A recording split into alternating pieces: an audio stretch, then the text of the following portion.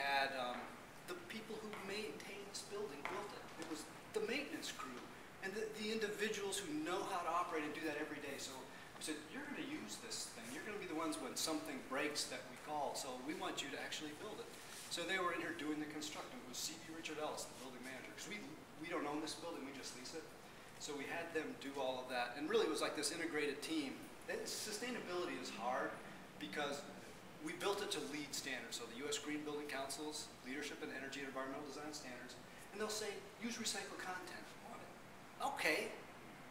They don't tell you the next step, what has it, or how do you find it. So we're trying to invent half the time. How can we build this with recycled content? So we really looked at 4 tenets. One was renewable energy. Let's make sure that whatever energy is required to run this, we try to generate ourselves. And you can see on the roof, solar panels, there's 20 of them up there. No, there's 16 of them, 4 separate banks. And then 4 wind turbines that were built by a local guy. You're going to freeze because the and the kids are like... A guy who teaches at IIT named Bill Becker, his company Aerotecture. So they're the first in urban Chicago. Helix style. The reason they're not propeller style is those can like come apart in a high wind, and we were concerned like fling a blade in downtown Chicago during a thunderstorm could be trouble. So the Helix style self-dampen, so if it gets too windy, they'll actually slow down a little bit. But anyway, so the 4 tenets. One was renewable energy. The second was local. It's like, what can we get locally? We don't want to have to go too far away if we can get materials for local construction. The third is recycled content. So it's like, any way we can get recycled content, that's what we want to do. And then the fourth was just renewable materials. So this floor that you're standing on is bamboo. It will grow its entire life cycle in a year or 2. And you can turn it into a product and build it, grow another crop. If it had been oak, I mean, very durable, very good flooring, it's going to take 100 years for God's sakes to grow an oak tree. So we just felt like, we got to do something that's more renewable. Inside the walls, the insulation, I mean, we tried to design it with good sound quality, and there's a cutout over there behind Andrew that shows the insulation.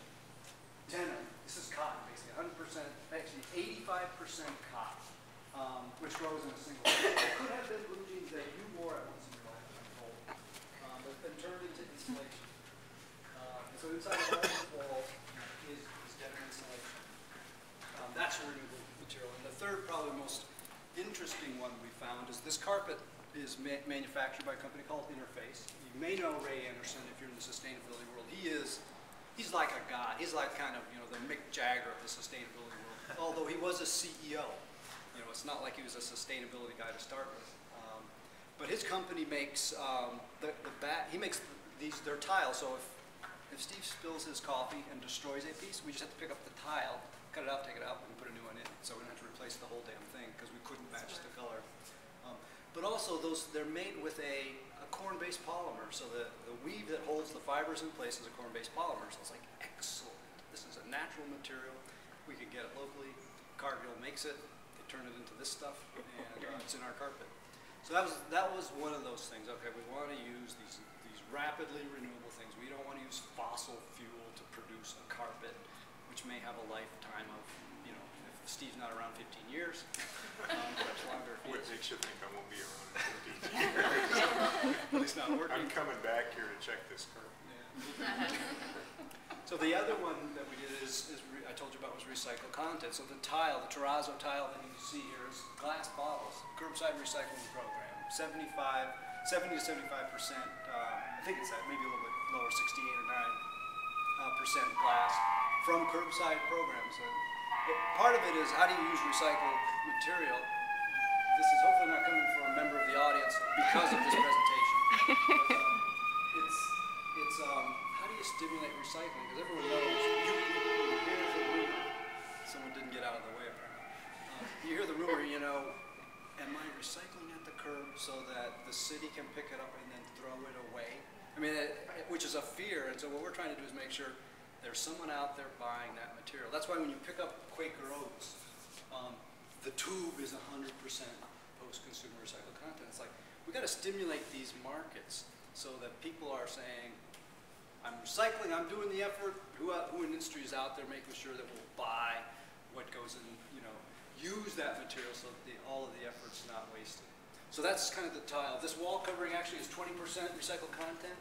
It's a hard thing to find as wall coverings that, first of all, I think wall coverings are a bit out of style except in industry. But that's 20% recycled content. The bathrooms are loaded with it like the floor. The counters are 85% recycled content. They're like one of the highest things that we could get.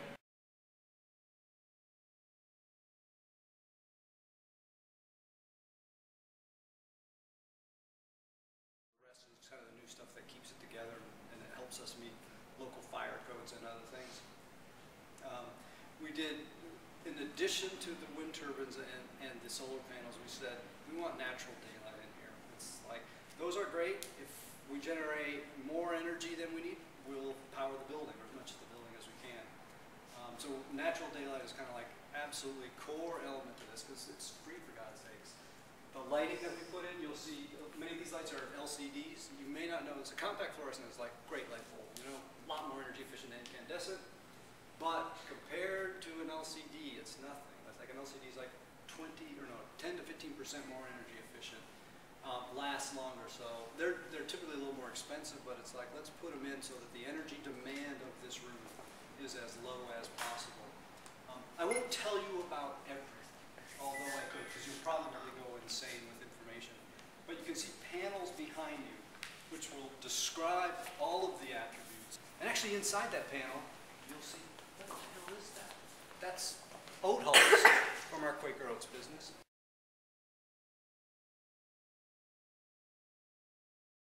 They actually form kind of the fiber and the interior raw material to keep that supported. It wasn't like a tremendous amount, but we thought, how can we use that? We tried to get oranges and some of but people were like, that looks weird, and so we thought it might scare folks too much.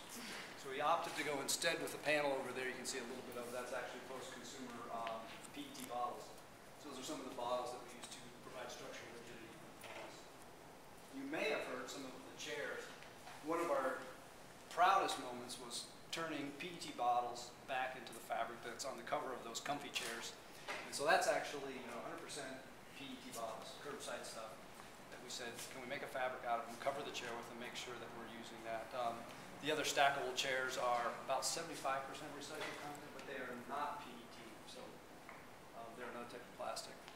But anyway, we're trying to invent and discover. We use this as an educational tool. Each of these stations, and again, I invite you back anytime. If you're in town, stop by. If you're not, and you're like, tragically stuck in O'Hare and they've canceled your flight, we're right on the blue line, just a few blocks away. You can come down. We'll give you a tour. We'll run you through the nutrition. We can do your body mass index. I usually try not to do that in a crowd if you want. You can take the TROP, or not the TROP, the talent sustainability quiz, which even dedicated, seasoned veterans of this company sometimes fail at. It's like embarrassing when you have an HR director down here and you're running them through and they miss a question. You're like, oh, you're supposed to be training us on this stuff. So it does happen. And then the environmental display over there where you can, we can look at your house and decide how do you want to spruce it up, make it more environmentally responsible, energy efficient, and get a checklist for you so that you can figure out what you might do next. And again, it's to inspire first our employees, tell them about this. These displays will tell typically, what's going on in projects they're working on, what's the status, how much energy is saved. We have one of those over there is a counter. They can see how much renewable energy we're generating as a company, like as the time passes. How much today? Was it a sunny day out there in California? Or was it a sunny day in Florida? How was the landfill doing that feeds our Fort Pierce plant? That sort of stuff, so you can kind of track it. Is it growing? What did it look like last year? Those sorts of things. Keep people plugged in. We invite outside groups in, students, schools from grade schools, things like that. And then our suppliers, who we say, get on the boat with us, you guys. We want them to participate in this whole exercise, so it's not just us. Because if you looked at the TROP footprint, you realize we're a piece of it. Suppliers are a piece. In some cases, consumers are a piece, so that we're all kind of working toward this common goal. I can tell you we're passionate about it. Having been in companies that are not, where the CEO fights you for every nickel you want to spend, it is an absolute pleasure working here because the support vertically through the organization is unmatched by any place that I have.